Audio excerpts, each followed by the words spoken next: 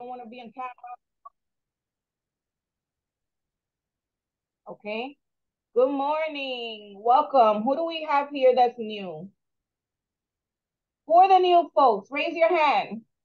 Evie, I think you're new. Danny, introduce yourselves, please. We usually have the same folks here every Sunday. Um, so this is the Writer Salon, and the Writer Salon is a free writing workshop that we offer every Sunday during the entire year. Every Sunday, you can come in here, be part of this writing community, and take part of learning a different genre, take part of meeting different facilitators. Once a month, I also bring one Spanish instructor. Next Sunday is going to be Aide. Aide, say hi, Aide, wave your hand. Aide is our teaching artist for our Spanish writing workshop. She's been hosting writing workshops with us since last fall. And I got her to teach one for this Sunday that's coming up. So she's going to be doing that for you guys. The entire month of August, we take off. So don't expect writing workshops from me in August. Supposedly, I'm not supposed to be working on DWA stuff, but I am. I'm just not working on giving you programming for the summer. Go on vacation, have fun, take some time off while I work on the fall programming. I'm trying to bring back the Dominican Writers Conference, so that starts in the fall. A lot of great things happening with the platform. So let's start. How many of you are familiar with artificial intelligence? How familiar? And speak up. I want this to be an interactive workshop. Let me know how familiar you are with artificial intelligence. When did you learn about it? Have you used it? Let's go one by one. I want to know what you guys have been doing. My students are, I'm a teacher, and my students are using artificial intelligence to write their papers. So it's really difficult right now. I have to find ways of finding it, like using Google Classroom to even look for plagiarism. But artificial intelligence is a huge issue for teachers right now. So let me tell you that before I really got into artificial intelligence, I had just like heard rumors about it and somebody mentioned it to me. And I asked my kid, have you been using artificial intelligence? And he said, yeah. And I'm like, and I played it off. I was like, okay, the kid, because my kid is very tech savvy, like whatever. So I was like, I bet you this kid is using this already for his homework or something. So I asked him, and then I asked him, what apps are you using? And he shared the apps that he was using for me. And one of them was like essay writing or and I forget what else. And I was like, okay, this kid is like onto this now. And so I went about learning because I didn't, how do I say this? I wanted to give him guidance on how to use it correctly and also warn him about certain things, especially using it for school. And I also wanted to understand what he was using it for, right? But then I went into a deep dive. I spent a week in DR, and during the time that I was over there, I did like a deep dive with OpenAI, and I subscribed just to learn more about it. But Leslie, I'll be sharing some videos and some resources and tools how teachers can figure out, because there's some apps that you could feed the essay through to find out if they use OpenAI, if they use artificial intelligence, because they don't necessarily need to use ChatGPT. They could be using another tool to write their stuff or whatnot. But when you give them a quiz or a test, you're gonna know if they actually did learn what you taught them, right? Who's next? I can go. Go ahead, Eduardo. So I'm a big nerd and I like it. And I studied media and communications when I was in school. I've built my own computers. I have a computer that I just have Linux on. I'm a technologist of a person. And I know that the world is in flux because of artificial intelligence. and that is a very little bit of a scary moment in history. But I think that the one only thing that I want to share is that you're not gonna stop it. Like it just is.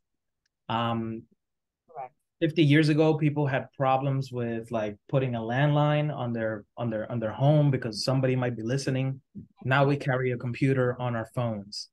The way that I think about artificial intelligence is that it's a white collar, college educated assistant that you can either employ to use to get whatever it is that you're trying to get done, or you can let the competition or other people capitalize on this technology. And I'm literally writing a little bit about how stress and capitalism forces people to not pay attention to the opportunities that are available to them.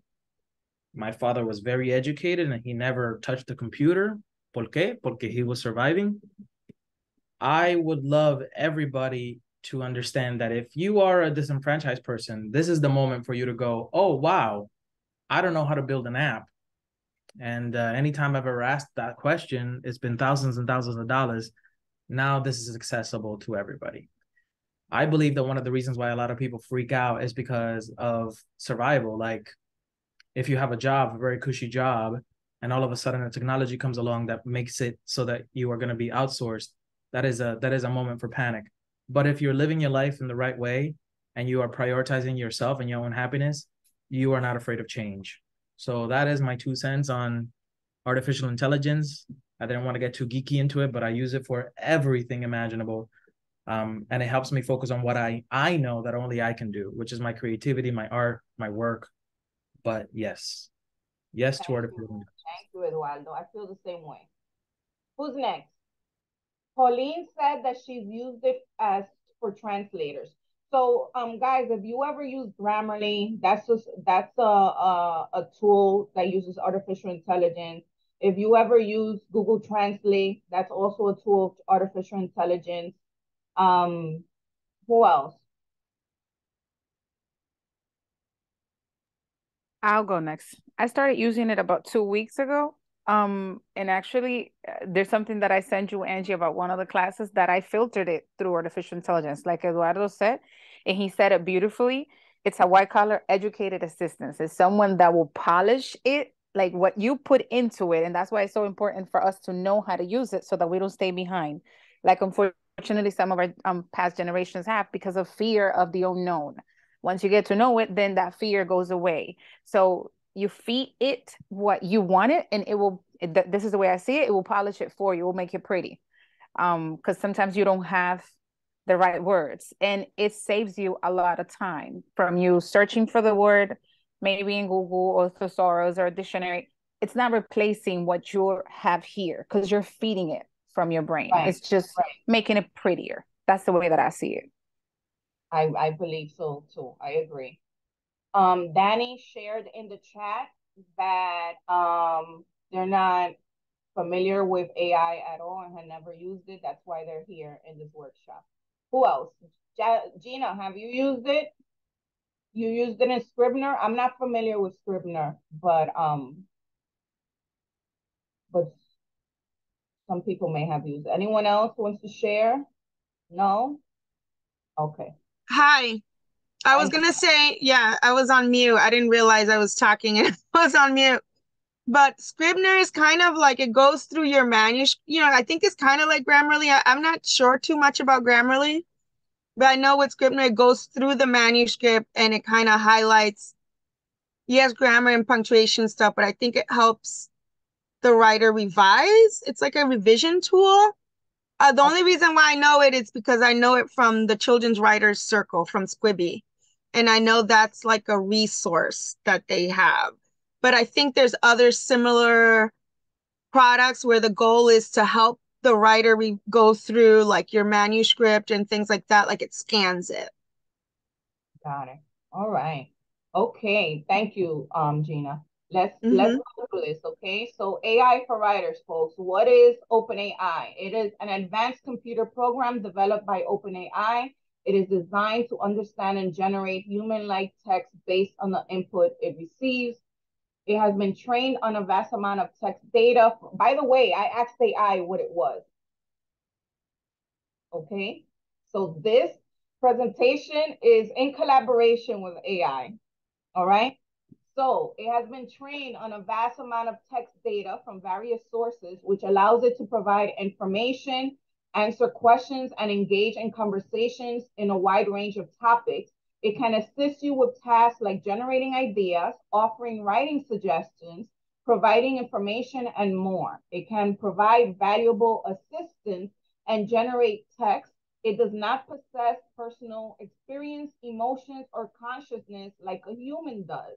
It is a tool that relies on patterns and information from the training data that it has been provided.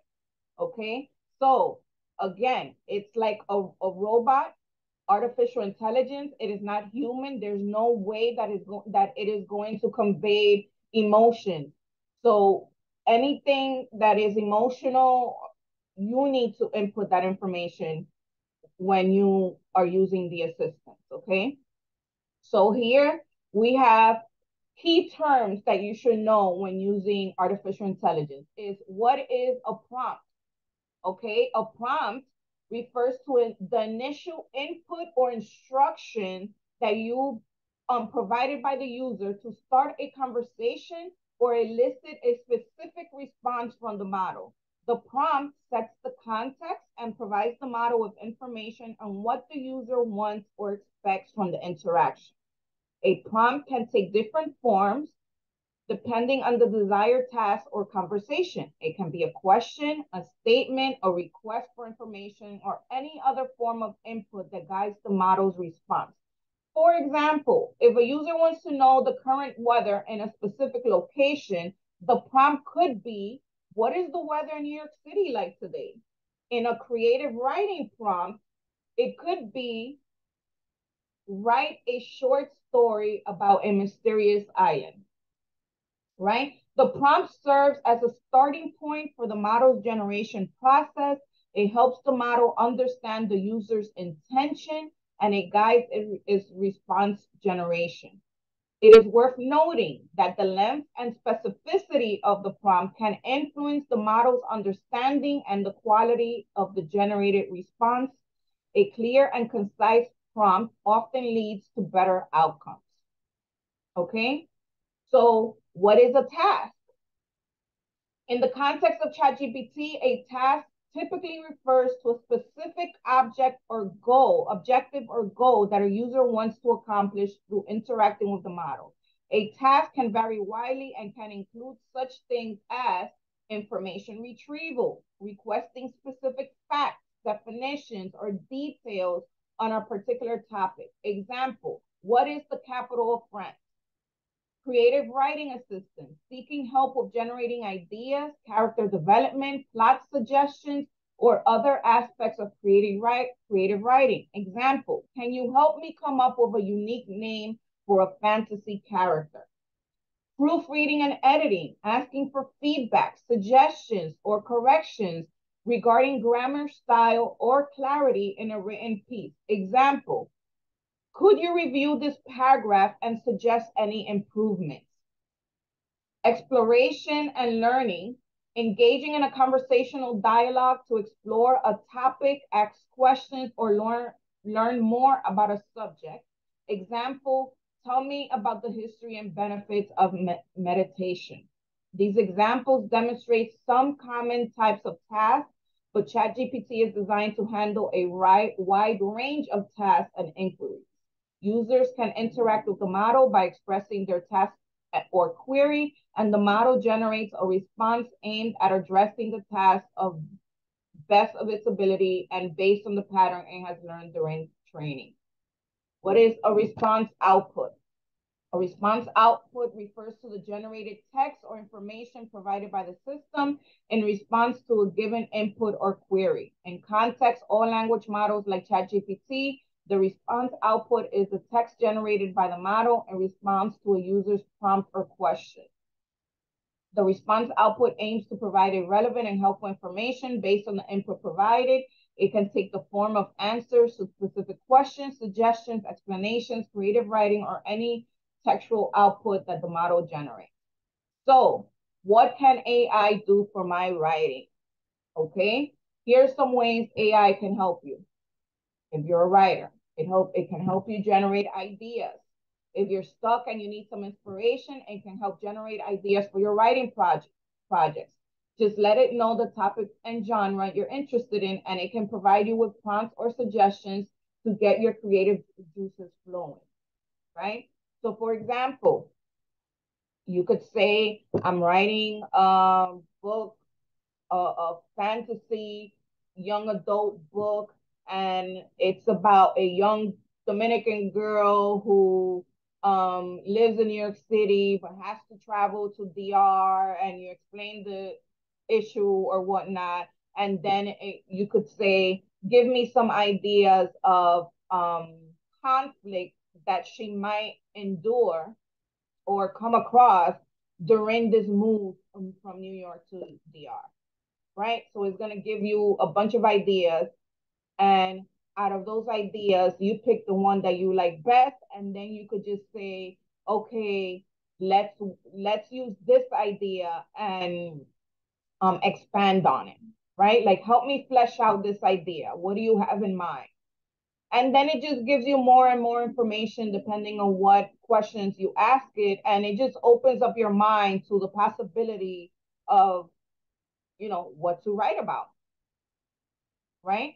So it could also improve your writing style. If you want to enhance your writing style, it can provide feedback and suggestions on sentence structure, on vocabulary and grammar, and overall clarity. You can share your work with it, and it'll help you identify what needs to be refined. So you have a paragraph, you don't know if the paragraph sounds right, feed it into the ChatGPT, ask it what you want. If you want the ChatGPT to proofread it or make suggestions on what you could change, if you wanted to rewrite it so that it sounds better, then you instruct it to do that.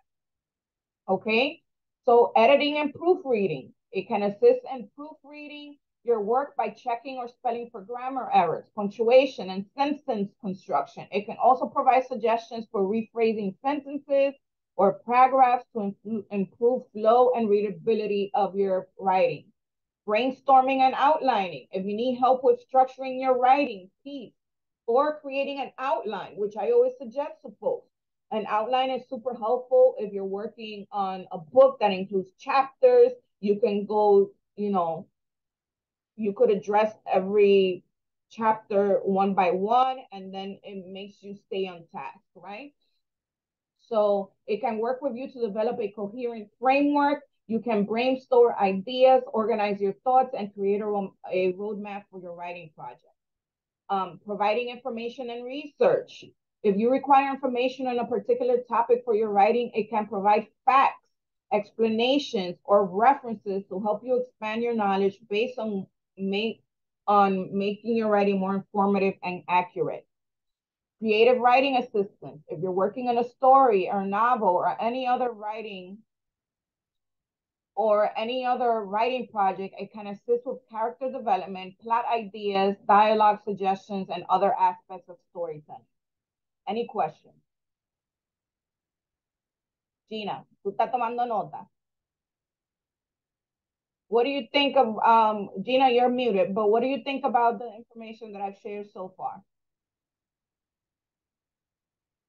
And did you expect all this?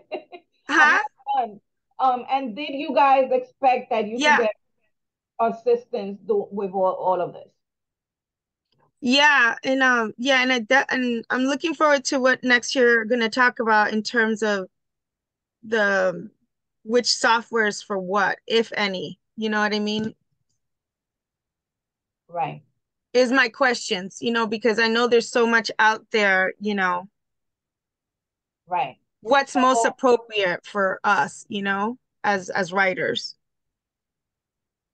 So I have a list on a file that I'm going to share with you, but in this workshop, I'm just going to show you like what prompts you should be using, like when you're when you're writing. Okay, but I will share, I've come across a few tools and resources, and how do I say this? For example, I use OpenAI ChatGPT because it's an assistant, but some people use Bing because Bing also uses the internet and it gives you and it tells you where it got the information. So it gives you like footnotes on where it got the information. So ChatGPT doesn't really search the web for info. And it's updated up until September 2021, if I'm correct. But Bing is the Microsoft AI, and it's on the internet. Like it gives you up to date information if you're asking for it. And then you have Google, who has just released Bard recently, but it's still in the beta usage, and I don't consider it an assistant. And there's also a bunch of like Chrome extensions that you could add on to your Chrome browser that also assists you while you're working on things. And so in the file that I'm going to share with you, I have a bunch of YouTube videos you could watch and articles that you should be reading on AI. And also we're going to discuss a little bit about copyright and propriety information when it comes to you using AI for your writing. Yeah, Eduardo, if you use plugins, so like the Chrome extensions that I was referring to, I'm not big on Bing. Some people love it. I sometimes I use it in conjunction with ChatGPT, but you would definitely see the difference when you use them both. Okay, so here are roles that you could give ChatGPT when you are let me see, I want to be able to present review, present. Okay, let me see. Got it. No, I don't want full screen. Okay, can you guys see this? Can you still see the presentation even though it's smaller? I can hardly read. Okay, don't worry about it because I just need to open another browser, okay? And make sure that you guys could also see the other browser. Okay, so okay, do you see the other window? Yes, no, speak up, folks. I can't look at you. Yes. Yes. Okay, so there's two windows here, right? There's the one with the presentation, right? And then there's the other window with ChatGPT open, right? Mm-hmm. Yes, but it's small. Hold on. You know what? I'm just gonna remove the presentation because what I'm interested in is showing you guys how this works. Okay, so this is, I pay for my ChatGPT, guys. It's $20 a month. It gives me access to more capable AI responses. If you use GPT-4, GPT 3.5, these are just the oldest versions, right? Like the most recent version is the GPT-4. Okay, so here you see it's a more capable model, great for tasks that require creativity and advanced reasoning. And the 3.5 is the fastest model, great for most everyday tasks. I always use GPT-4. Okay, so here in my presentation, where was I? I think we were in assigning a role, right? So, okay, guys, let's work on an idea. Somebody share, I don't know, something, you're working on a story. Who's working on a story right now? A book, a essay. Okay, Rosita, go ahead. What's your story about, Rosita? You're muted. So it's a memoir. Okay. This one is for an anthology, a lesbian anthology, called Dispatches, And so it's my life from maybe very young when I was born. I was born the same year that that World War II ended, and the two bombs were dropped on Japan. One was called Little Boy, and the other one was called The Fat Man. Okay. What are you struggling with your story? What are your challenges? Okay. It runs very smoothly, except when I get to the end, when I get to the point nine You times froze. a year. You froze. Could you repeat the last part? Yes, I'm a little bit stuck when I get to 1975 when I started going into mental institutions uh, for twice a year for 3 years. What? Okay. So what are you struggling with? Why are you stuck? Like, what are you not able to The do?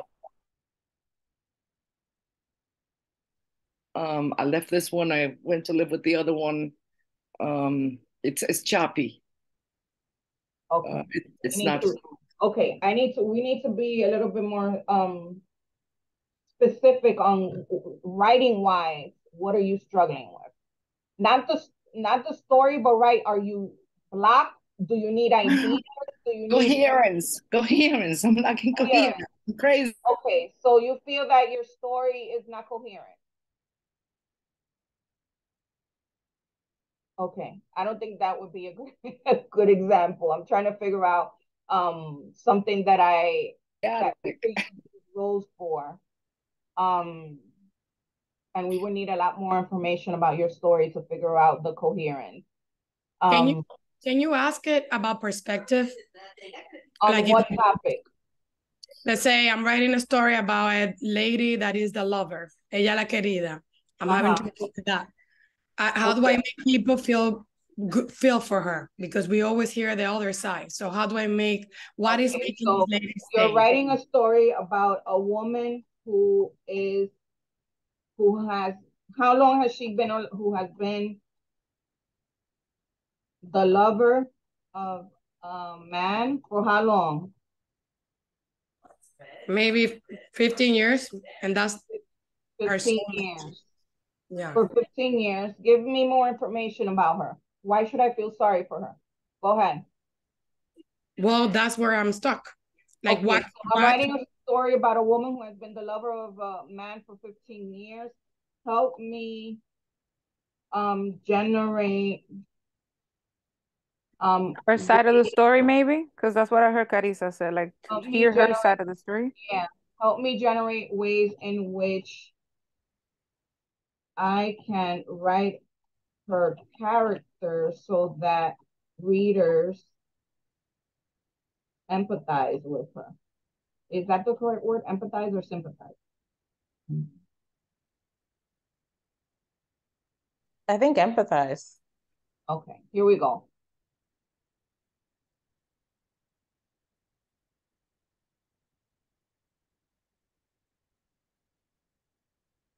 So it said, show her vulnerability. Every character has some kind of vulnerability. Maybe this woman has insecurities or fears or past traumas that she is dealing with. By revealing these aspects of her character, you allow readers to identify with her on a human level. Inner conflict. She's been in this relationship for so long. What has kept her there? What are the inner conflicts she's dealing with? Perhaps she struggles with her feelings for the man versus her desire for more in her life. Maybe she loves him but can't bear his indifference, or perhaps she fears being alone. So look at this. We're going on number 10. Ideas. Then what's her backstory? Right? What events in her past have led her to this point? What sacrifices has she made to be in this relationship? These experiences will allow the readers to understand why she is the way she is and may elicit sympathy.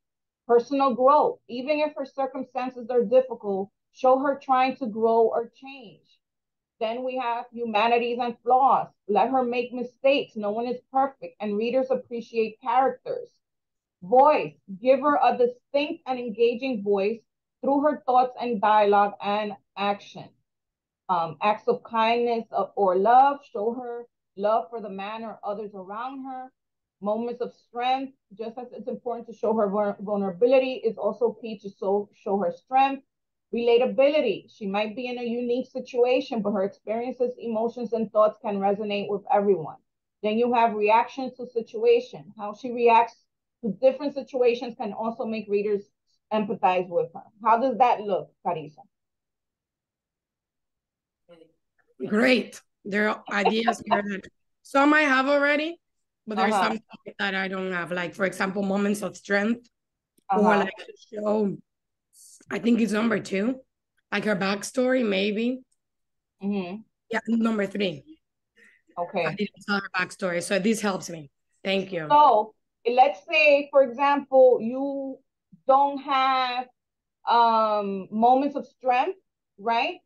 And you want to use that idea, right? So here you could say, give me some examples of moments. I'm not even writing. Give me some examples of moments of strength I can use for this character.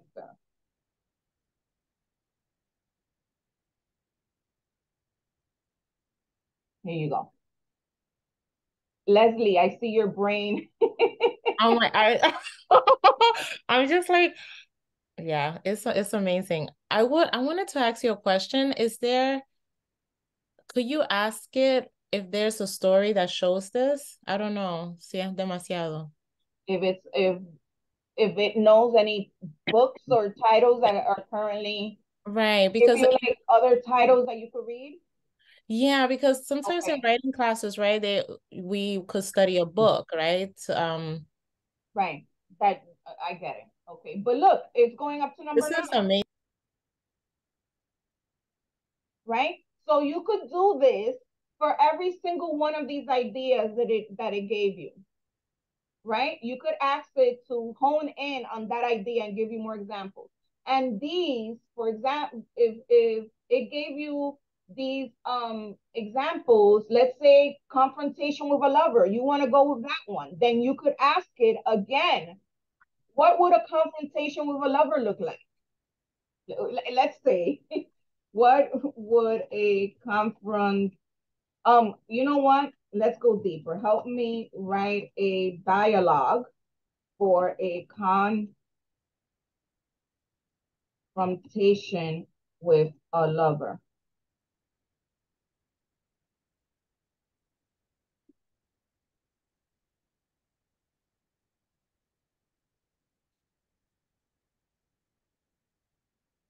So this is very general. It's just a confrontation with a lover. But if you were to feed it characteristics of these characters, of these, people that you're using in the story, if you feed it information of who she is she a mother? Is she a doctor?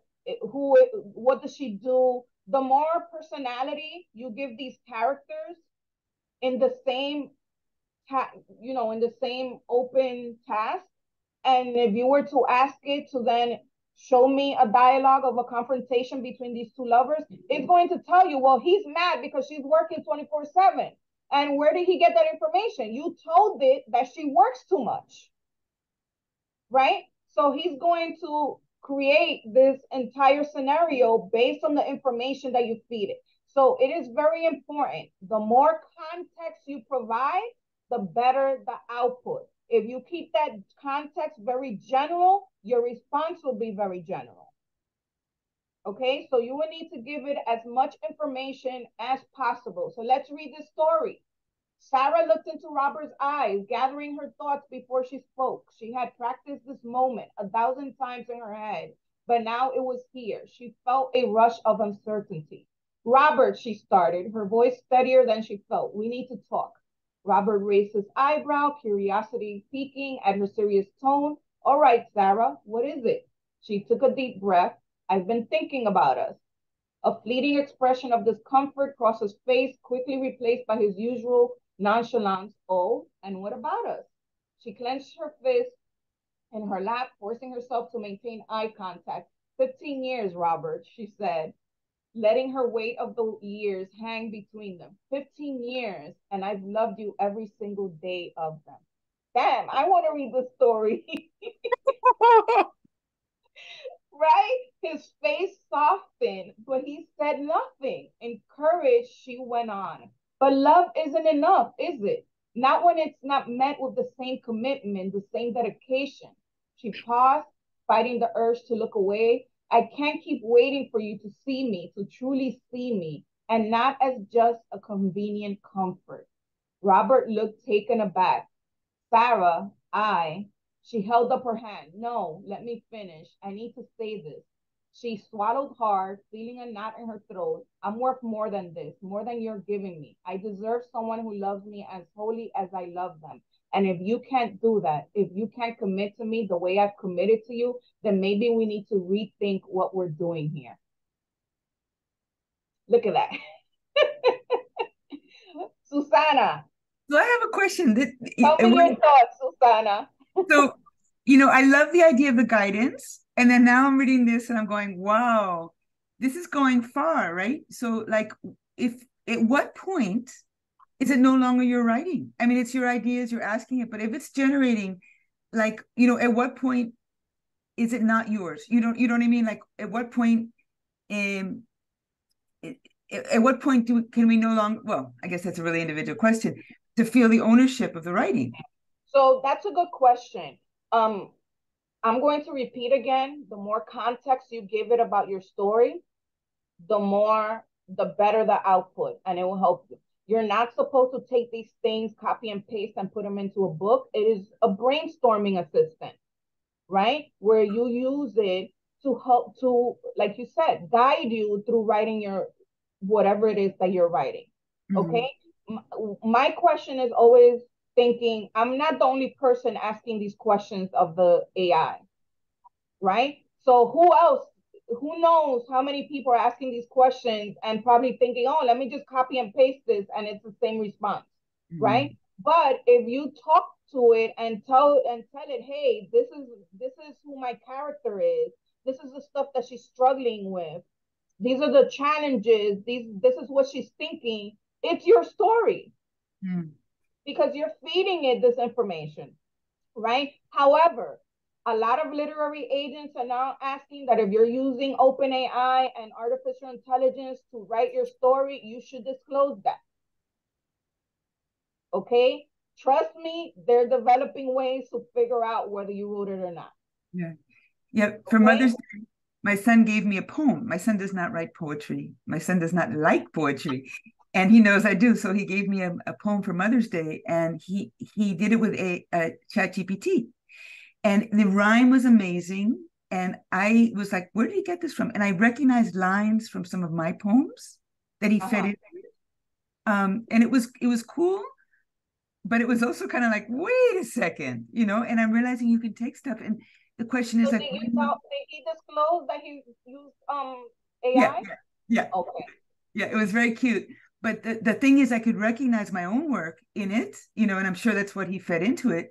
And it was Spanglish, and it was just like, but like I could see the danger of like what you feed into it could cross a line, like I guess you have to be careful how you use it so that like you don't suddenly look like you're Gabriel Garcia Marquez when you're not. So here's the thing. When it comes to tone, one of the things that might help is that you feed it an essay or something that you have written before, and you tell it, hey, I want you to copy the tone in this essay. This is how I write. And you can continue feeding it other essays and other bodies of work that you have written previous to using AI, and it will get used to that. Okay? So then when you assign it a task, it will use that tone. Okay? So you're the trainer, right? So this is how you have to see it. You're the trainer, and it's going to assist you according to the information that you feed it. And it remembers you, like when you go back. So if you go So for example, I'm sure you guys are seeing my left-hand menu. This is how much I use it. And I go back to these conversations and I continue asking it information. I don't start another conversation on the same topic. Okay, I go back to the topic that I already started and I continue on with it. Okay. Carissa, what do you think about the story? Are you there? I liked it. Very dramatic, like someone said, mi telenovela. Right. So imagine you feed it that your characters are Latino, that your characters, you know, are dealing, you know, with una suegra que tú no soporta, right? You know, and you give it all this information, it'll be even more dramatic. Yeah. I was going to add, there is this I don't know what I'm doing here, but I went to a poetry festival like 3 weeks ago, and I met this poet. Her name is Sasha Stiles, and she writes with an AI. Is disclosed, and she has a book already. So like she will write half of the poem and tell ChatGPT to finish it for her. So it's a collaboration between the two of them. Yes. Even her book has QR codes, and her part is read by her, and then she has another part with artificial intelligence. So the part that was made by the AI, somehow she found something that will read it too. So yes. It's a combination of the two of them. It's actually very beautiful. Yes. So one of the roles that you can give it is to be a collaborative writer. You can engage in a collaborative writing process with ChatGPT. You can co-create stories, scripts, or articles by taking turns in contributing to the text, bouncing off ideas off of each other, and building upon the narrative together. Any more questions? You could also tell ChatGPT you're a writing coach. If you need guidance or advice on improving your writing skills, it can provide tips, techniques, and suggestions to help you enhance aspects such as storytelling, dialogue, descriptive writing, or any specific area you want to focus on. We discussed already that it could be your editor and proofreader. It could help you also with language and style consult as a language and style consultant if you're aiming to refine your writing style or adapt it to a specific genre or audience. It can offer suggestions on vocabulary, tone, pacing, or other stylistic elements to help you achieve or desire effect. ChatGPT is knowledgeable, I think, of 246 languages. If you pay for it, right, Eduardo? Something like that? Or is it less? You know, enough languages, we'll say, yes. Yeah, you have access to about 246 languages. Often I start a conversation in English, and if I need to translate it to Spanish, I tell it, okay, now translate it to Spanish, and it'll translate it to Spanish for me. Okay, I was in DR in April. I was launching our book, Isla Ona, and the day after the book launch, one of my collaborators emailed me and said, hey, we need una nota de prensa. And I was like, oh shit, right, I'm in DR. These people do this type of stuff. Nota de prensa in Spanish. Okay, I'm like, what am I gonna do here? So I'm gonna show you. We did a nota de prensa. Let me see.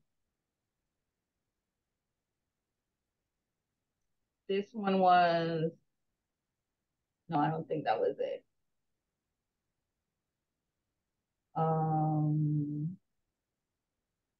This was on the book. Okay, here we go. Nota de prensa, Isla Ona.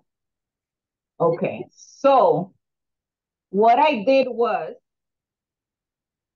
I said, crear una nota de prensa para el libro Isla Ona, a Dominican fantasy anthology. So it wrote this, it made something up in Spanish, right?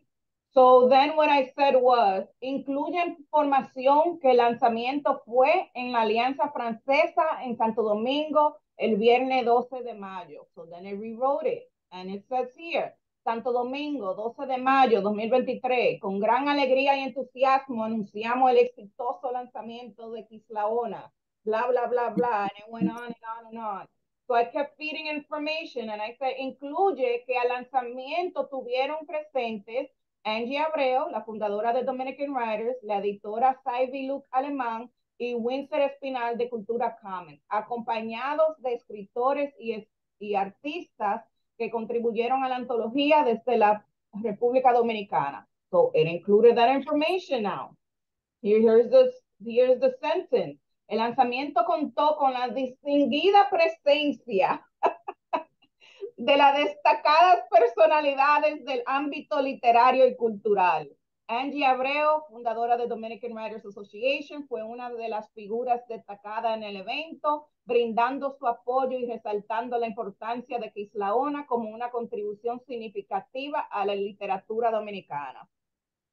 Made me feel special, right? Then I said, incluye que la antología está a la venta por la página web del, whatever, I gave it the website. Then I said, incluye que la antología tiene historias en inglés, español, spanglish y taíno, incluyendo comics de artistas dominicanos. So I did this little by little, but I should have gave it that information from the jump, like all the stuff that I wanted to include it. But this was like my first time using ChatGPT to do this task. And I just wanted to know right off the bat what it was going to come up with.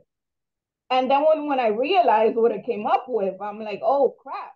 Okay, let's work on this. Let's, include more information. So here I said, include the contributors of the anthology, and I gave it a list of names. And I put here to highlight certain well-known people who were part of the anthology, if they were award winners or whatnot. So what I did with this at the end was that I copy and pasted it to a Google document and I had my team work on it. So I didn't just copy and paste this and send this out. I had my team go in there and edit it. So because of course there were certain things that we were like, okay. At one point it quoted one of the editors and I said to her, did you say this somewhere on the internet and it found it? And she says, no, I didn't say it, but that sounds great. And we omitted the quote, but everything else we just refined, we added some information, changed some things around on the Google Doc, and then that was the information that we sent out. And it was posted in the newspapers in DR. So I didn't need to start from scratch to write la nota de prensa. Right? Any questions? I think Eddie Eduardo, I think you raised your hand at some point. Yep. That's the question about the minimum words. Yes, it has minimum words. I don't remember what they are at the moment, but you can't really, do you mean in when it gives you a response or minimum of how much you can feed it? Yeah, the latter. Of how much you can feed it? So I've never fed it articles or anything like that, but there are certain artificial intelligence tools that have a limit.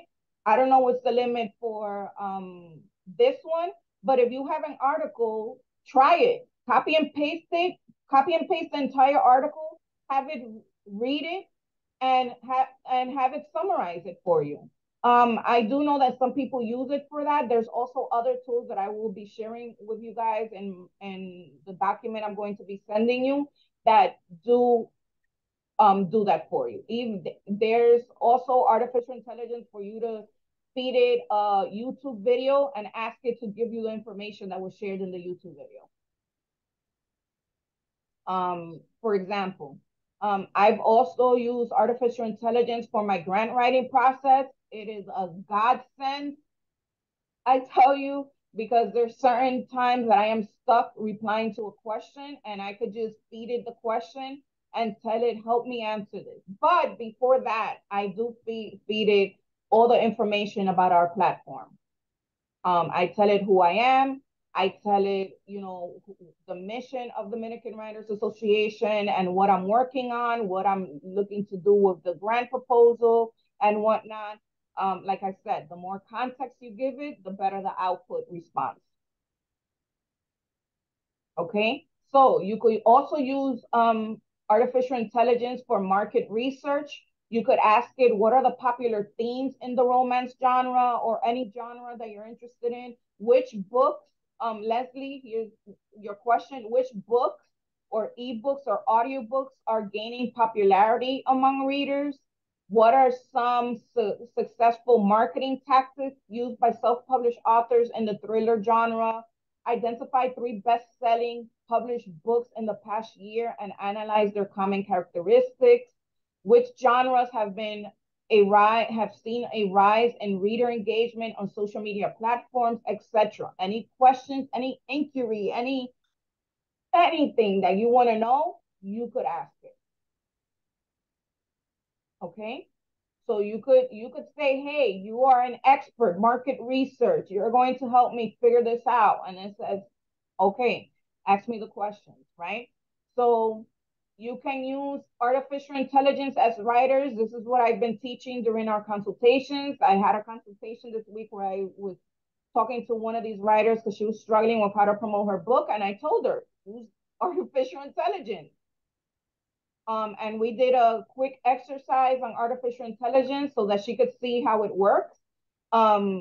Use it to promote your book. Generate social media post ideas for promoting my book. I could ask it to write me an Instagram caption to promote my book. Like, Aide, you're now in the process of promoting your book, right? You could feed it the description of your book. Tell it it's a poetry book. This is these, if you're not clear on who your targeted audience is, you feed it the description of your book and you tell it, help me identify the target audience for this book. And it'll give you a list. And out of that list, you could say, how should I target these audience? Right? If you have a social media platform that you prefer, let's say you use Twitter, help me write a Twitter caption to promote my book. And it'll do that. It will even create the hashtags for you. Right? Suggest keywords or hashtags or to target readers interested in your books. If you want help in creating a blog post or articles based on the themes explored by your book, you can ask it that. Help me write a personalized email content to engage potential readers. Recommend websites or platforms where I could promote my book based on its content. Right? There's just so much that you could have it do. Let me see. Do I have something here?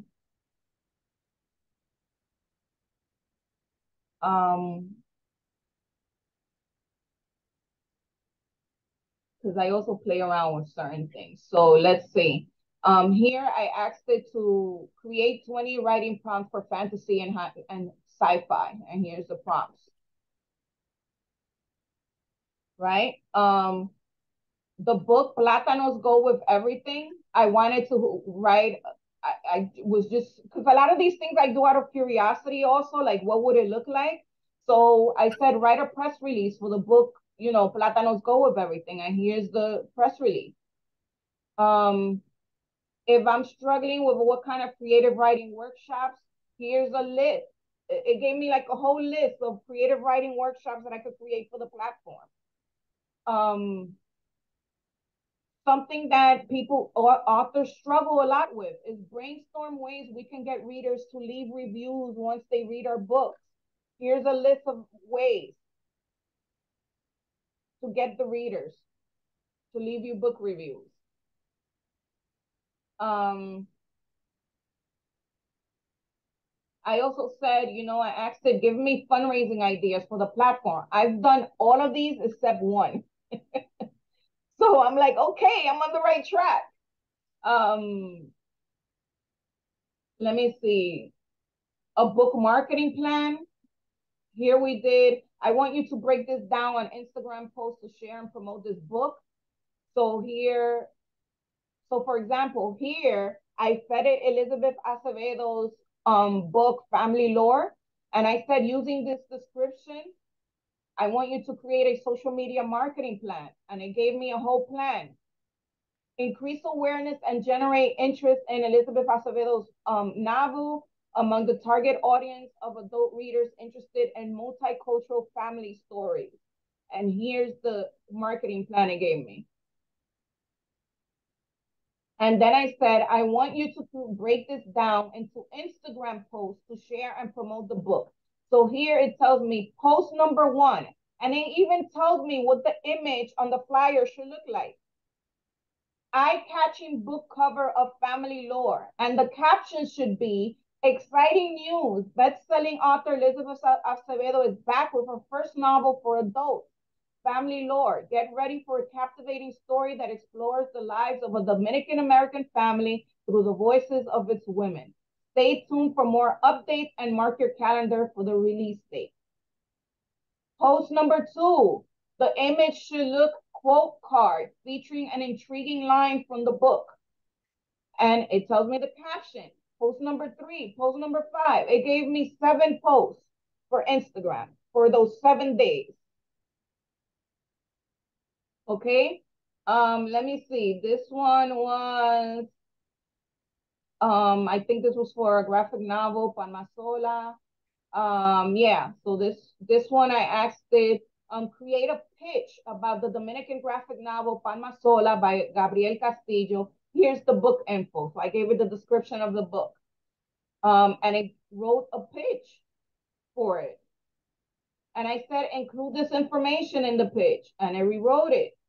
And I said, now merge the pitch with the information that I provided before. And then I said, okay, now translate it to Spanish. And it translated it to Spanish. I said, identify the targeted audience for this graphic novel. And it said the targeted audience for the graphic novel would likely include individuals who have interest in history, particularly Dominican history, and those who are drawn to narratives that explore social justice, human rights, and political struggles. Given its focus on a specific period in Dominican history, readers with an inclination towards historical and cultural themes would find the graphic novel engaging. Additionally, the fans of graphic novels and visual storytelling would also be part of the targeted audience, as Palma Sola utilizes stunning visuals and illustrations to bring the story to life. And I said, how should I pitch these graphic novels to Dominican history professors? I asked it that. And it said, here's the pitch. So this is the pitch. So I would say, okay, write this in an email format that I could send out to the professors. And it would do that. And it says, esteemed scholars of Dominican history, you understand the importance of exploring historical events from multiple angles and mediums. Palma Sola presents a fresh approach. And this is something that I've been needing to do with this book, because this is actually the audience that we should be pushing it to. So then it said, now include why they should include the graphic novel in their curriculum. I want to tell the professors, you need to include this in your curriculum. And here's why. So it gave me the reason. Said engaging and accessible, multidimensional perspective, promotes critical thinking, cultural and social relevance, stimulating classroom discussions. Edward Paulino, I'm sure you're finding this interesting as a Dominican professor. Absolutely. Of Dominican history, right? So here I asked it, brainstorm what additional materials we should include as an educational supplement to the graphic novel, right?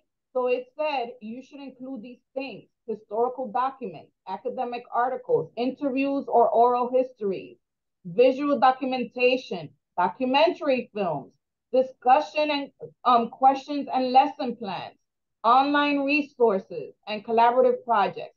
I was interested in creating the discussion plan, right? So I said, develop a set of thought-provoking discussion questions and lesson plans that guide the students in critically analyzing the themes, characters, and historical context of Palma Sola. And here's the discussion guide. Here's the questions that I should be using. here's the lesson plan that I should be using. And I said, translate it to Spanish and make it brief. Here it is in Spanish. So what I do, I could go on Canva, create a presentation with these guides, or I could create an ebook that now professors or anyone can go and download from our website to go along with the book. Or I could just print it, and when people purchase the book from our website, I could send them this as a supplemental material. Or I could include it in the manuscript, right? And at the end of the book, I could do another version of the book. And in the end of the book, I could say, here's the lesson plan for teaching this historical context. Anyone has a question? Anyone raising their hand? Go ahead, Susana. So when you put this information in, let's say you put in a manuscript, do you keep privacy? Like, for example, does that stay within your like private sphere of computer, or does it go out into the ether? Like, can other people access it? What do you mean, the questions that I'm asking it? No, let's say you put in a manuscript because you want the AI to see the book and you want it to generate questions from the book. Is that manuscript protected? Like can anyone see it? So this is connected to my Google account. I created this account using our Google account. Everything stays in there. And no one else can see it? I still no one has access. And here you could see that you could share a specific chat with someone, but they're not able to go in there and edit.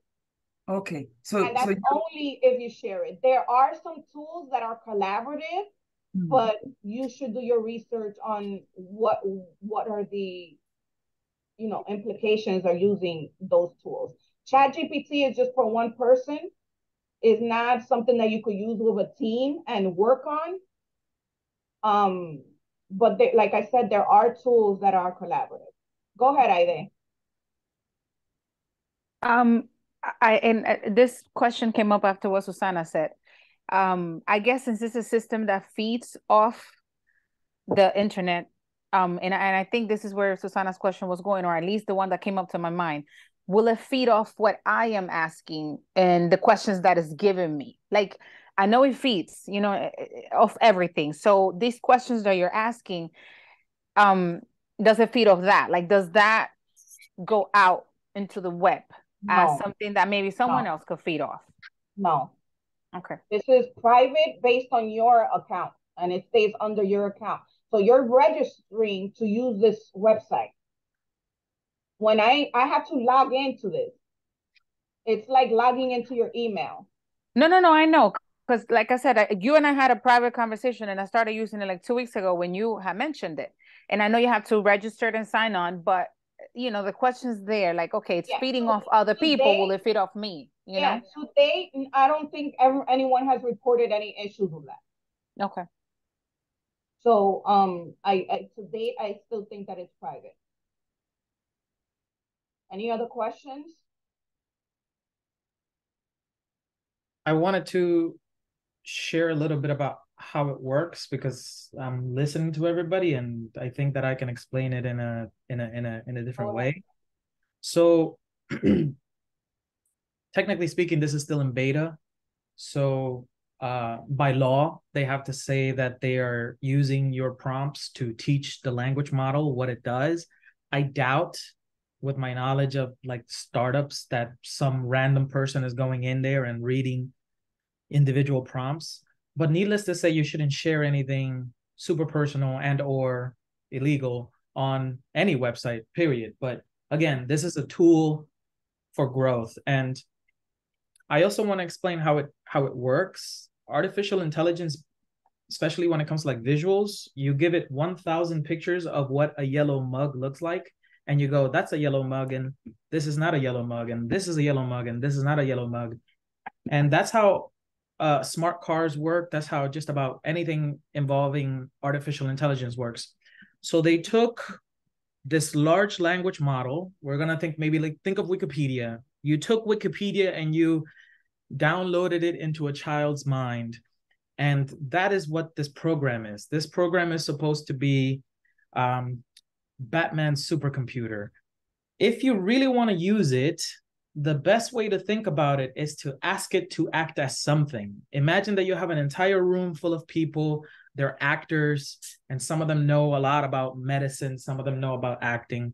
You could go, hey, I would like for you to be this thing for me, and here's my question. If you phrase it that way, you're not asking it to give you answers, you're asking it to guide you. And I, as a technological person, had a lot of feelings about even using this program. But how I really kind of got over it was that before I even got involved with Dominican Writers Association, yo pensé que I was going to figure it all out. I'm going to be the first person to ever write a book, and it's going to be so special, blah, blah, blah, blah. And what was actually happening is that I wasn't writing. And then I started reading a book called Save the Cat. Thank you, Angie. And Save the Cat is like, yes, we get it. You're the most original, most wonderful person that ever existed. But just so you know, humans speak in a very cohesive way. And this is what language is. And here's how we communicate. And so if you want to share your idea, and I imagine that everybody here wants to share an idea that reaches the masses and has the biggest impact possible, here's how you should shape your book. So think of ChatGPT as Save the Cat on steroids. It's, what do you know about humanity? Can you act as a certain thing? Okay, now here's my question. Like, if you phrase it that way, then you're not plagiarizing anything. You're not really using it to give you the answers. You're mostly just using it as a tool to save you time so you can do the only thing that you as a human being can do. And that's my dissertation right there. Right. So yes, I will share what roles. That's what Eduardo is speaking of. You could say, hey, act like an expert market researcher, act like a mathematician, act like a publicist. You know, you would assign it roles so that it gives you a response based on that profession. Like, how would a publicist write a press release? What would a publicist do? You know, and those are the responses that you're going to get back. The more you play around with it, the more you understand it. You know, just go in there, be curious, use all your curiosity, and trust me, you'll get addicted. You'll figure out all the millions of things that you could do with you know, AI. Also, it's not just for writing, right? You could use it to learn a language. You could use it to help you create a nutritional meal plan. You could ask it and say, hey, I weigh such and such. I don't like to do exercise. What can I do to lose weight? And it will create an exercise plan for you based on the information you give it. If you wanted to create, you know, recipes or whatnot, it'll help you create recipes. You could definitely use it to learn different skills, to enhance your skills. There's so much you can do. Right now, the only thing that I am afraid of is Midjourney. Eduardo, if you're familiar with it, Midjourney is the creation of human-like videos and images and whatnot. That I'm like afraid of, because I'm like, wait, you create. So, for example, we're promoting Little Dominican Readers, and I have a marketing company who took over. I don't touch that Instagram account. They create all the content for it. I approve it. They post it. So I asked the guy, like, where are you getting all these videos and all these images with these little kids reading and whatnot? Like, where is this coming from? And he said he uses this in artificial intelligence where he feeds it what he's looking for. So he says, give me two Latino looking kid with curly black hair or whatever reading a book. And it creates the image. And that's insane to me, right? Because it looks so natural. And if you go onto the account, Little Dominican Readers, and you look at these videos, it's all, they're not people that I know. Like, he fed it information, and the artificial intelligence created these things, and he uses them to promote the book box. They look great, but it just, me in my mind, I'm just like, wait, so now we're creating these human-like people, like that boggles my mind. I can't wrap my head around that just yet. He loves Midjourney. He's doing crazy things about it. This week he had me reading some audio, like record some audio to promote the book box. And then there was a part with a mom, and he's like, "Oh, don't worry about it. I'll ask artificial intelligence to read it as a mom." So it's like, wow, at some point you're not even gonna need me. But you know, it's doing some great things. You, you got to learn it. You definitely got to play around with it and learn what it can do to enhance your life, improve certain things you're working on, because if not, you're gonna be very behind. People are using it to run their companies. People are using it to make money off of it. Um, you know, now Amazon has created a category for books that have been created with OpenAI, with artificial intelligence. I have an issue with people using it to create books, like people writing children's books with it, and asking it to create the illustrations, and they're not even hiring, you know, illustrators and whatnot. They're using artificial intelligence to create these things, and they're publishing these books online. And to me, it's almost like, wow, like now the craft of writing isn't even respected. You just woke up today and you created a children's book, and you've never taken a workshop, you never done anything. You just had this idea and you asked artificial intelligence to create it for you. I have an issue with that as a someone, you know, with a writing background and whatnot, and you know, coaching writers on how to you know, work on their craft. That is something that bothers me. Do we have any questions?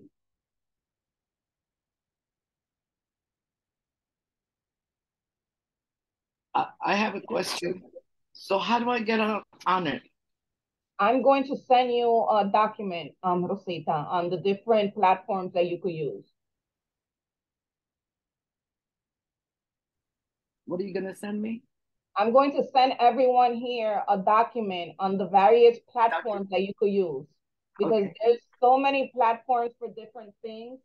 I believe, let me stop sharing this.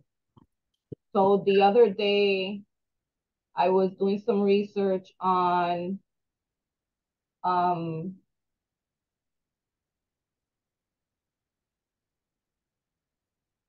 so this one, let me see, because I have this browser all open.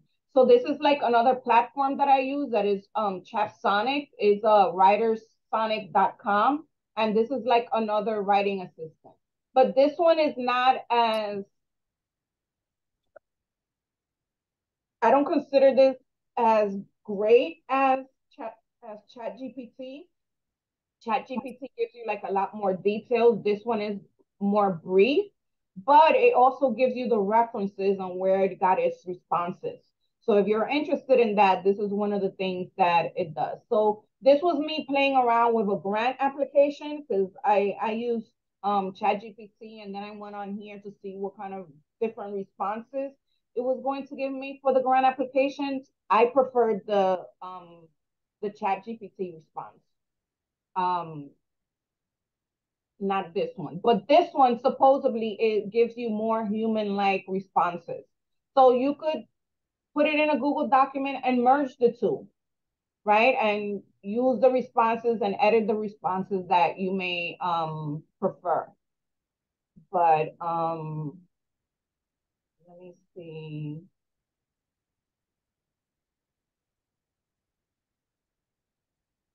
So the document I'm sharing with you is this one, and there's a video here somewhere. Can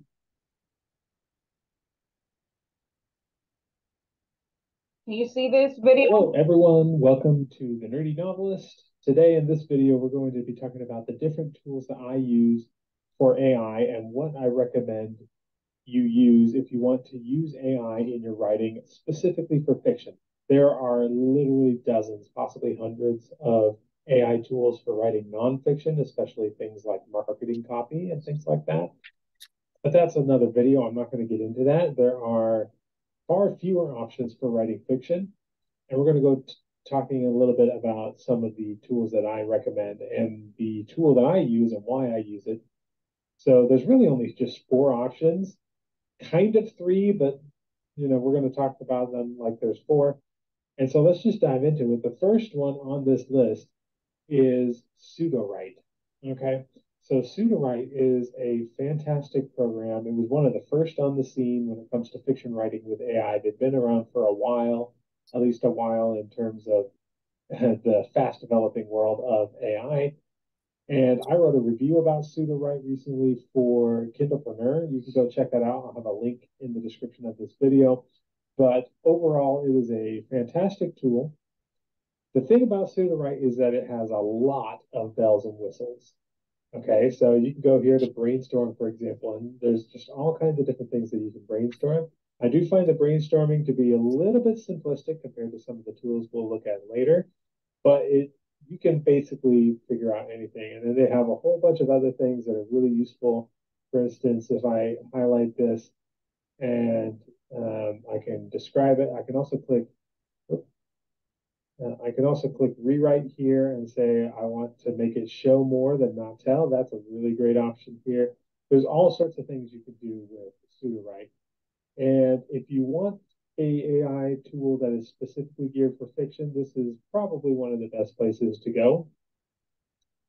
I know they recently got access to GPT-4 in their API, and so I don't know if they've implemented that yet, but I assume they will be at least in the near future, which will make the output even better. And one of the issues I have with Sudowrite, and it's not really an issue per se, because it's absolutely expected, is their pricing. Now, their pricing is fine. For $20 a month, you get 90,000 words. However, I found that if you write regularly, it's very easy to burn through those 1,000 words, those 90,000 words. And so I prefer personally things that are unlimited, or maybe I have a lifetime deal or anything like that. There isn't a whole lot of that in the AI writing space, admittedly. But this is absolutely a reasonable price for the amount of words you get. Just understand that you might run out of words. And that can always be a bummer. And remember that sometimes you need to run the AI multiple times to get the exact words you want. And so having a limit on your words, in my opinion, kind of stunts your creativity. It keeps you from reiterating and trying things over and over again. And so that's why I'm a little hesitant to use Sudowrite for my own personal practice and when there are others.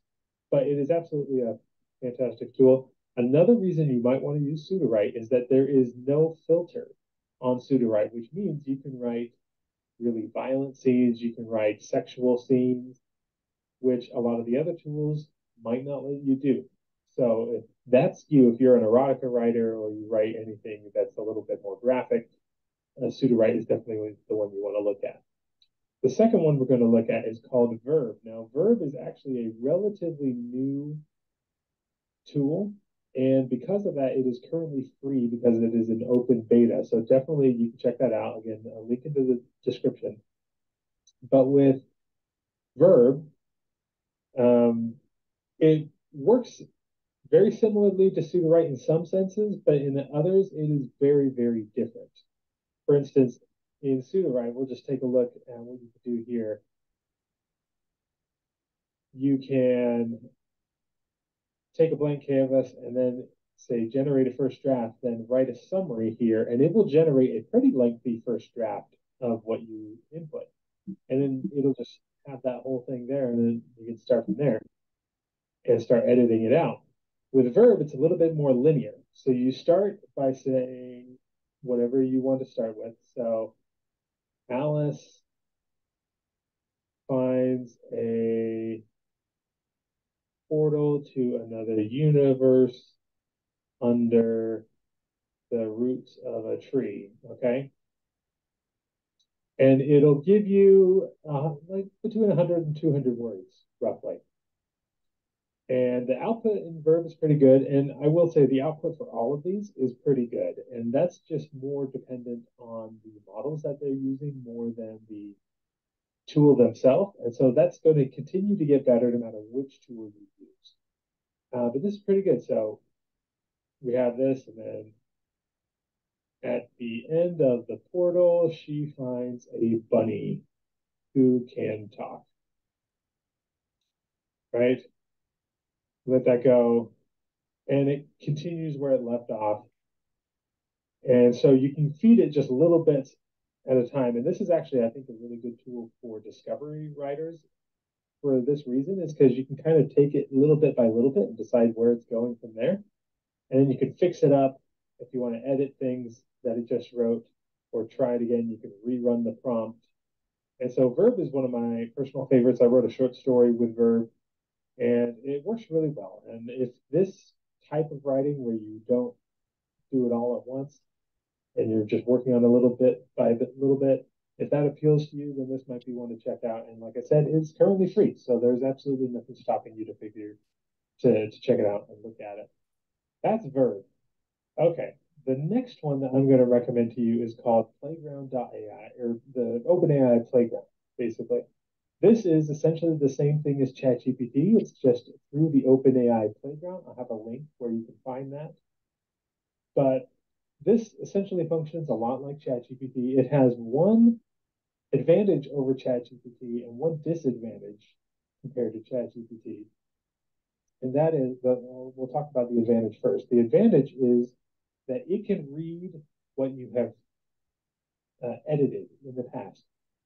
So, for instance, if you're working with ChatGPT, you give it a prompt, it gives you an output. You have no way of editing that output within the actual text, at least not yet. Maybe that'll be something that comes out in the future.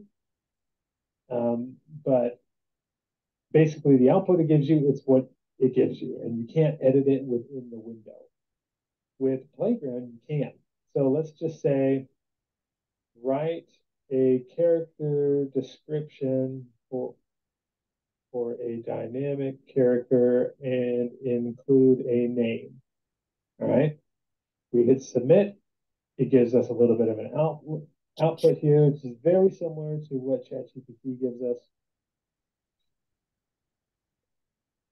And okay, so this looks good. Now, let's say we wanted to edit something about this. Let's say we don't really like the name Iris. We want her name changed to Alice, just to use the one that I was using earlier. So let's go through here and find, okay, here's the name again.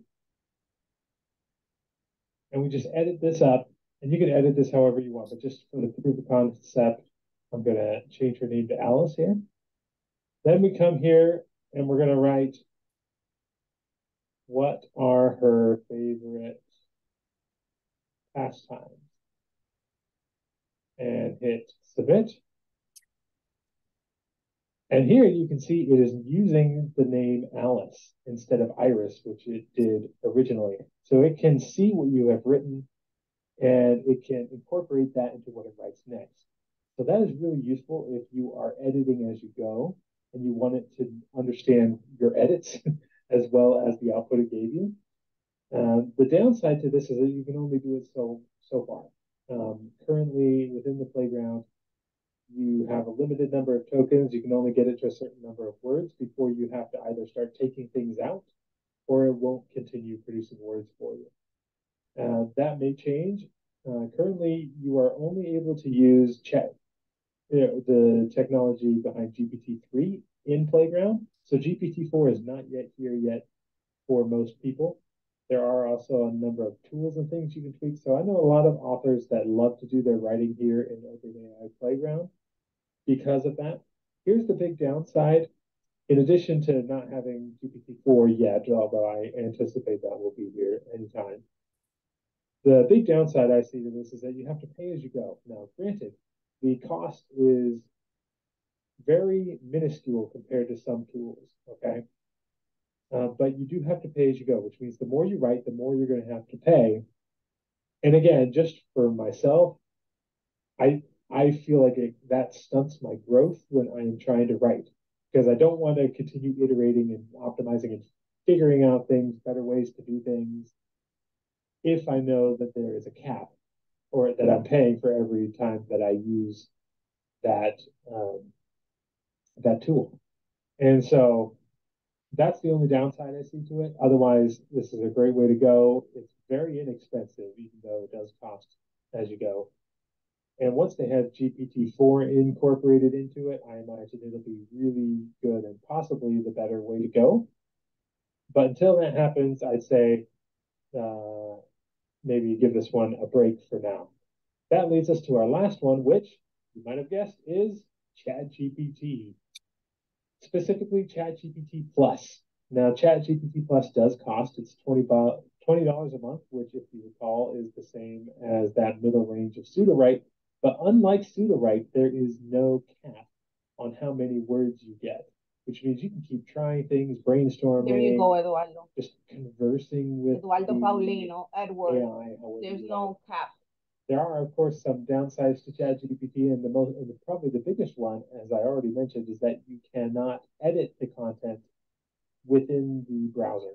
Now, as I'm recording this, they just announced that there's going to be plugin integration with ChatGPT, and so I wouldn't be surprised if. So now we have 4.4. It wasn't out when he made this video, but you can still use that information. Which would be phenomenal. Just the fact that they're coming out with those plugins is going to be a huge game changer, but that's another discussion. My point with this is ChatGPT is a very inexpensive way to have what is essentially unlimited words. And that is why ChatGPT is my #1 recommendation for authors who want to write fiction, because since the advent of GPT-4, it is good enough for that. Now, back when we were working with GPT 3.5 here, it was okay, but it still required a lot of work to make it readable, to make it so I felt comfortable publishing those words, With GPT-4, it still requires work to get it to the point where I'm comfortable publishing it, but much less work than it used to. And it actually gives me a lot. And very often the stuff I have to edit isn't a fault of the AI, it's a fault of me for not being more specific in my prompting. Another thing I like about ChatGPT is the ability to go back and forth on things, especially during things like the brainstorming stage. You really need to have that sort of bouncing ideas off of each other feel. It's very much like having a co-writer in the room that you can talk to and bounce ideas off of. And that is something that's kind of unique to ChatGPT that most of the other tools aren't really great at, even if they are built for fiction. ChatGPT is not built specifically for fiction. It's built for basically anything word related, but it does a pretty good job on fiction, especially when you're really good at getting your basic parameters. And that's the other thing about ChatGPT, is that it does require a little bit more work to understand it and understand how to get good with it. It's almost a skill. In fact, it is a skill on working with ChatGPT. And you will find that you will get better at it as you go. And you will be able to create higher and better quality output, not because the tool got better, but because you got better at prompting it. And that's one of my goals with this channel, is to help people get to that point. And so for that reason, this channel focuses entirely on writing fiction within Versatile, skills, and OpenAI in general. Okay.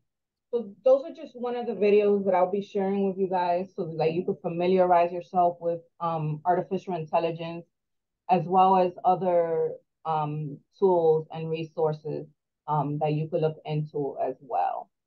Do we have any final questions, comments, concerns? I know Jadi said she's not against it. I'm just concerned with people using it for malicious intent and artist craft. Well, that's coming. So that's already being done. I don't know if you guys had ever saw that picture of the Pope wearing a puff coat. That was created by artificial intelligence. So there's the concern that people might use these images to provoke news articles that are fake, right? Because everyone thought, not everyone, but a lot of people thought that that was real, and it was not. So I just hope that there's some boundaries created to protect the, citizens of the world, and that's done as soon as possible. But I guess they're just seeing for now, what are people doing with it, right? So that they could create those boundaries. Any comments, last minute comments, concerns before we end the workshop? I'll say that as with anything, us humans, we just have to keep an eye out for what seems to be real and what's not. Just like when when the internet first boomed in 2000, when we thought the world was going to end, and we had to get used to it, we had to work around it and see what was real and was not. I guess we're just going to have to do the same with ChatGPT. And I liked it before, but after the workshop, I like it a whole lot better. I have a whole bunch of list of things that I'm gonna ask it to help me, because we do have it when you're trying to promote things, it's not just writer's block anymore. Like, you have writer's block when you're writing, but then your work comes out and then you have to promote it. So you're kind of like a marketer, and then you're a publicist, and then you're this, and then you're that. So it And can these help you are with those roles that are things. new to you, right? Yes. That's not what you do on a daily basis. No, And it's not. ignorant, and you're ignorant to the process, right? And the things that these people actually do in a daily life. But now ChatGPT can act as this person for you and help you promote that book. And it can help you because, unfortunately, you do not have the funds to hire a publicist and to hire a marketing firm and to hire blah, blah, blah, blah, blah, blah. So, wherever you could get the assistance from, I think it's good. Always filtering, as humans that we are, just put that filter out there. But use these tools so that we're not left behind, as, some of our older generation that was not able to adapt, maybe because they were scared, maybe because they didn't have the resources. Either way, just learn it. I agree. Susana, ya, ¿qué piensas? This is so interesting. I mean, my mind is going all over the place. The benefits, the risks, all the things that people are talking about, but it's so good to know about. So I really appreciate the workshop. You're welcome. Where's Leslie? Leslie, you good? Yeah, I mean, I feel less afraid. I mean, if students used it for ideas is one thing, but if they're using it to produce something that they didn't write, that's another thing. So I feel like, with any new technology, there's always a risk, but also always a worry with us, like when we worried about TV or radio, or you know what I mean? Like when we worried about different technologies that were created. So I'm so glad that you shared this with us and literally physically went through how to use it and the la posibilidades. Like, that's so good. Right. So thank you so much. And a lot of these things are apps that you could download on your phone. So I have ChatGPT on my phone. So sometimes I'm at work and I'm like inputting stuff so I could work on later. So you could either use the desktop or you could use the phone app. Many of these, if you go into your phone, what do you call that? The Play Store if you're on Android, or on Apple if you go in the App Store and just put in ChatGPT or artificial intelligence, you'll see tons and tons of apps coming out. Like I said, do your research, figure out how these apps can help you. Some work for certain things better than others. It all depends on what you're trying to do. There's apps for absolutely everything: creating voice, creating videos, creating images. Now on Canva, you could create images just with text. You know what? Let's try that, because I tried it the other day and I was like, that is so freaking creepy. Like I said, I just cannot wrap my head around knowing that this is possible. So where do we have this? Oh, I think I added with it.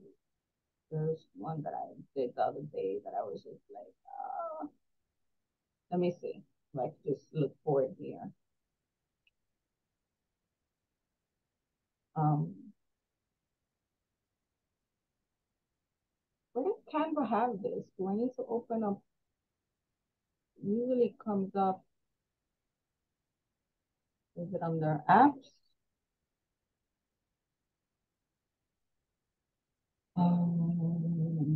Apps. Yeah, it's pretty weird.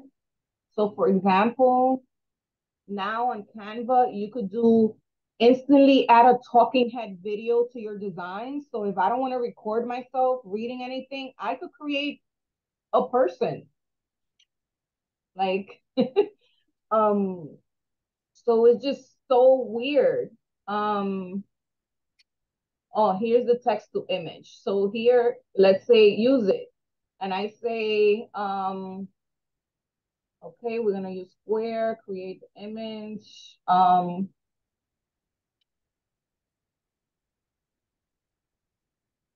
It's generating a giraffe walking in a city of cars. So here you go.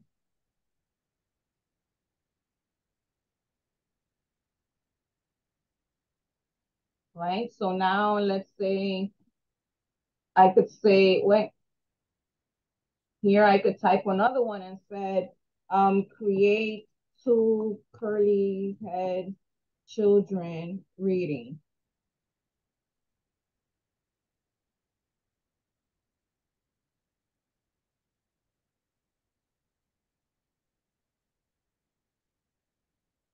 Look at this.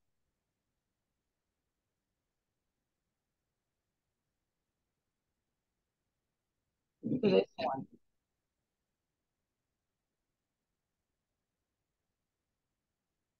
It's just freaking weird to me. I cannot wrap my head around this. Right? Because now you could create you. is just, I don't know, guys, just don't use it for, I don't know, weird stuff. I can't even say use it to help you with your writing and daily skills or whatnot.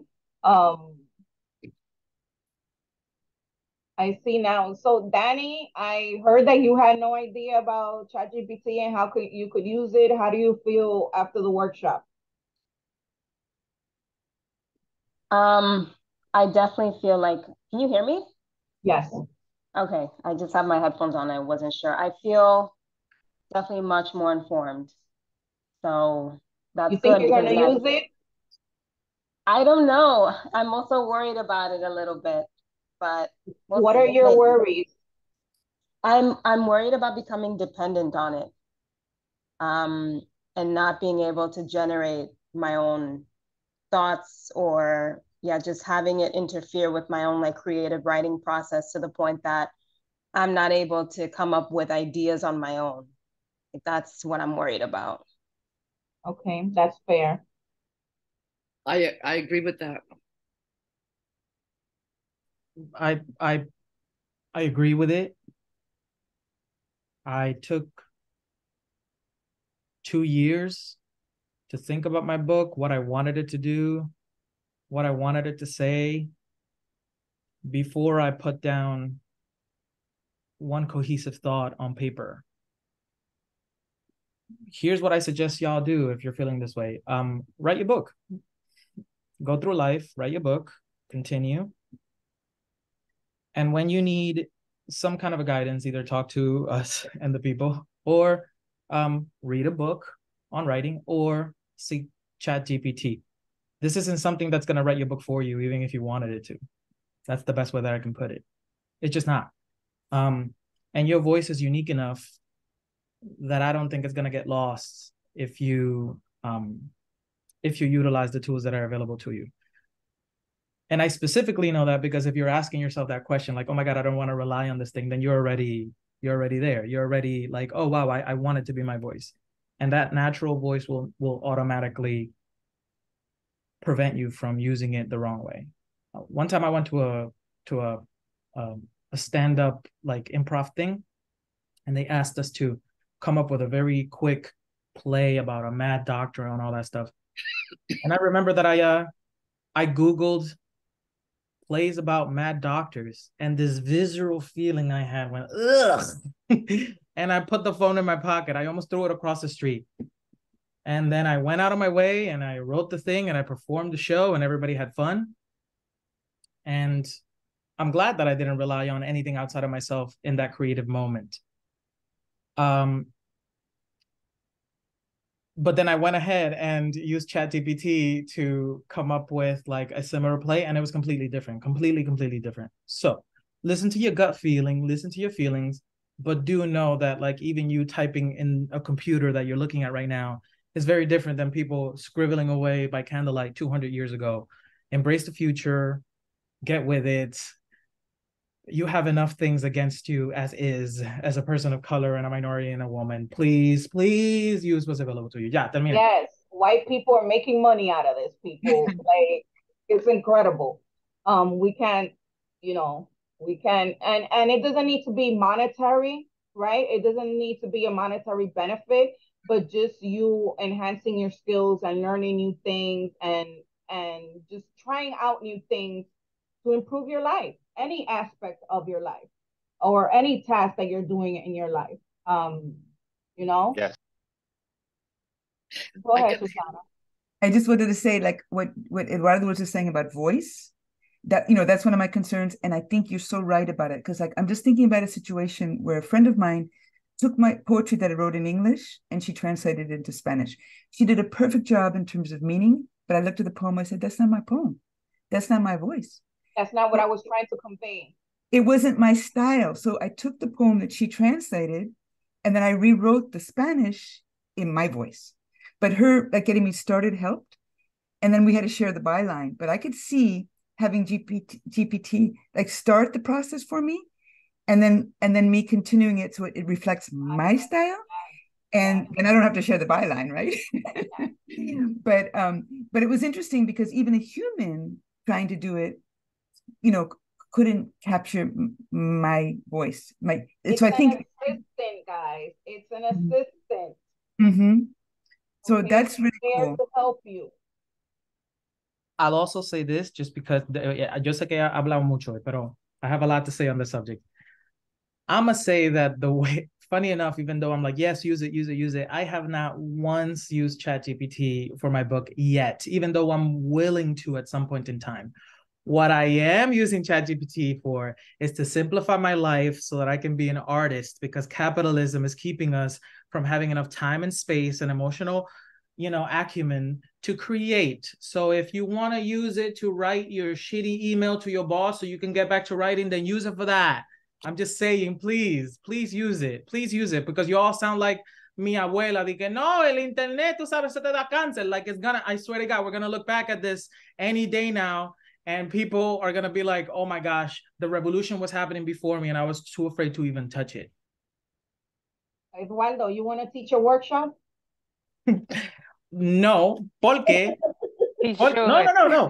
Porque because we come from cultures of people pleasing, and I'm at a point in my life that I am nurturing me. And when I write my book, I will teach all the courses, I will lead the revolution, all that shit. But for now, I gotta pay my rent, I gotta exercise, and I gotta write my book. And ChatGPT is helping me do all those things. Ja, boom, there's the course. Hey, Angie, I had a question.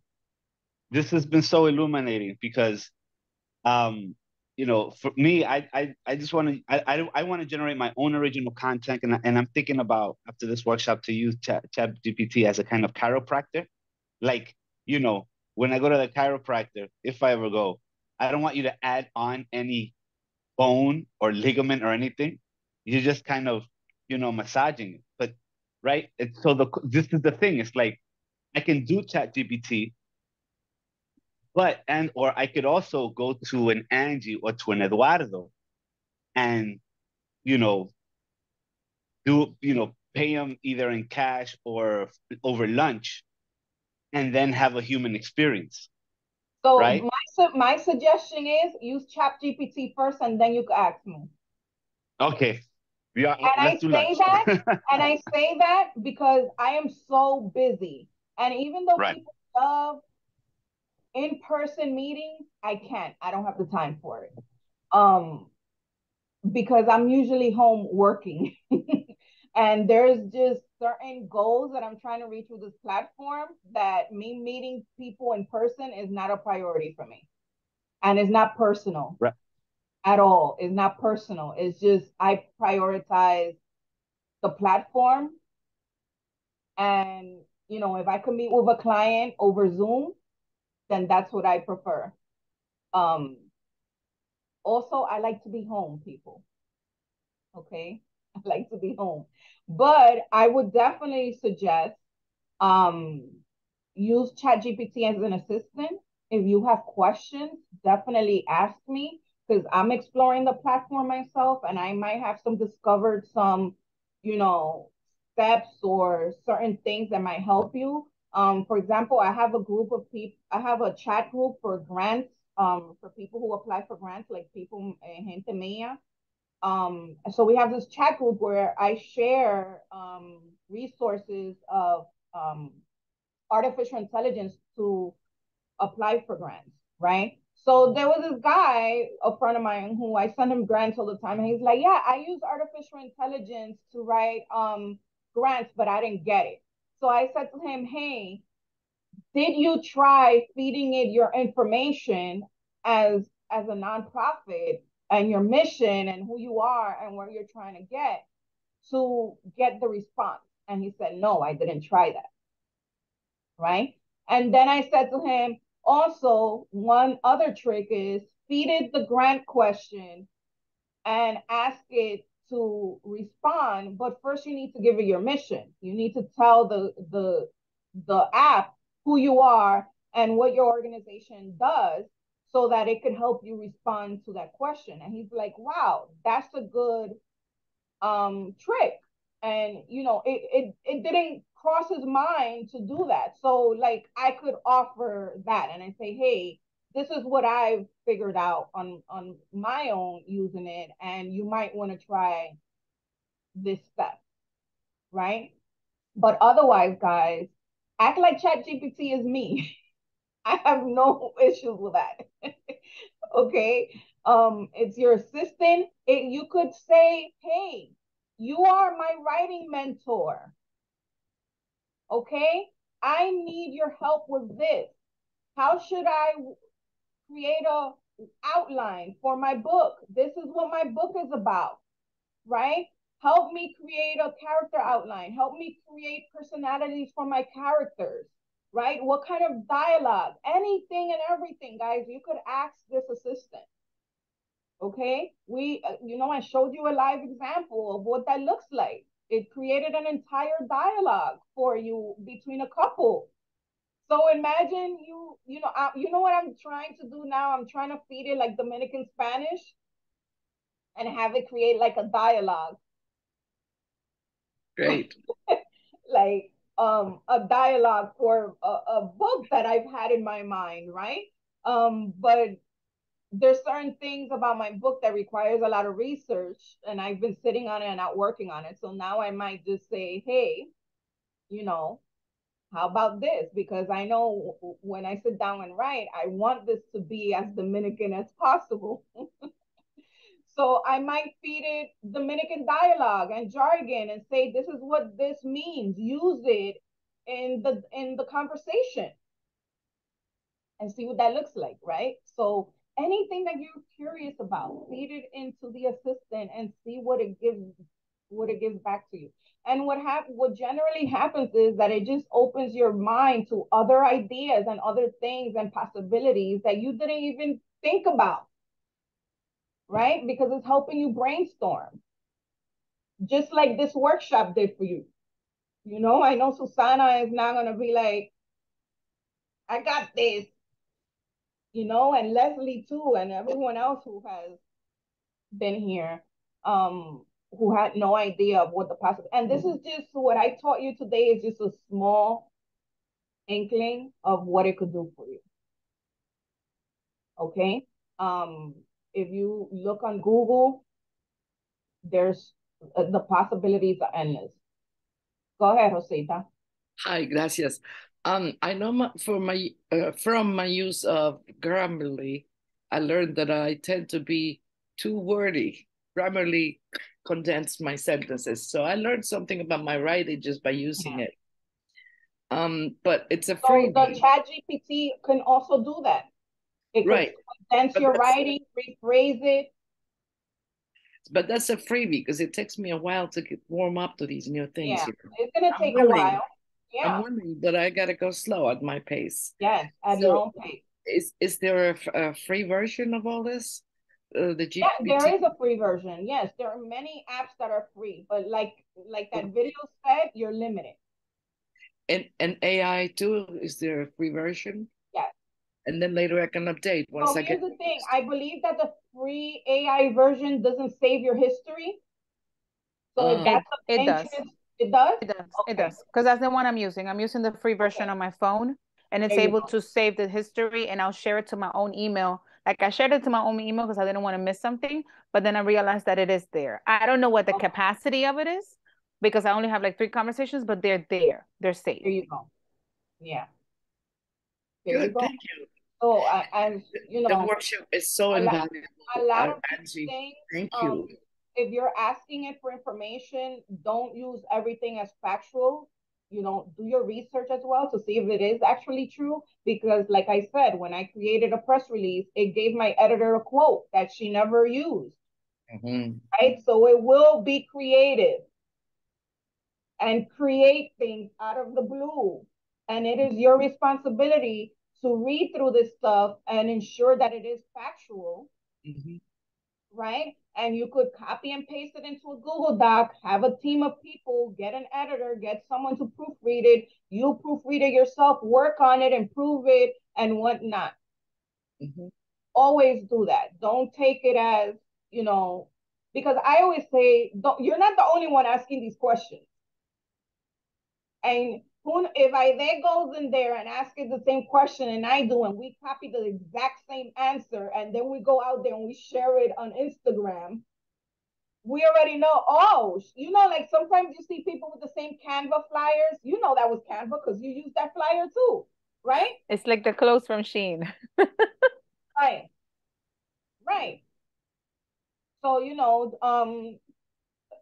give it your own unique take. The more you feed it your context and the information that you wanted, the better it would respond to you. Okay. Nice. All right, now go use ChatGPT. Thank you, Angie. This is so valuable. You're welcome. You're welcome. I will send you additional resources. Email? I'm part of so many WhatsApp groups, but I'm just going to say this. If you want to be part of a WhatsApp group of AI for writers and you want to, you know, share resources, let me know and I'll add you. Me. Aide, like you don't have enough groups, Aide. That's okay. I read them little by little. Right. And so do I. So I will, when I share my email, I will, you know, share a link to a WhatsApp group. And if you're interested, join. If not, it's okay. I don't take it personal. I have enough work as it is. So how do we do this? We email you to let you know? I am going to share a WhatsApp link in my email to you. And you click on it if you want to join. And if not, it's okay. Okay, great. Okay. Thank you, everybody, for being here. All right, everyone. Happy Sunday. Happy Father's Day. Happy Father's Day Sunday. Bye. Definitely hit me up and tell me all the amazing things it's doing for you. Okay.